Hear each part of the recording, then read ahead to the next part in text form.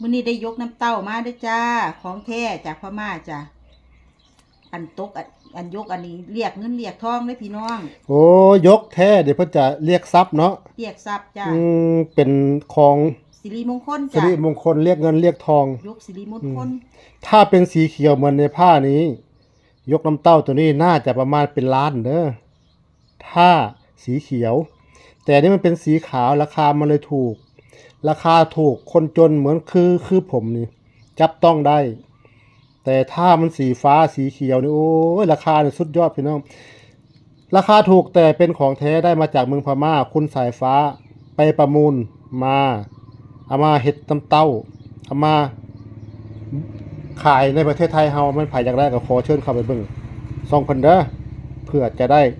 ยกน้ำเต้าเอามาเรียกเงินเรียกทองเรียกทรัพย์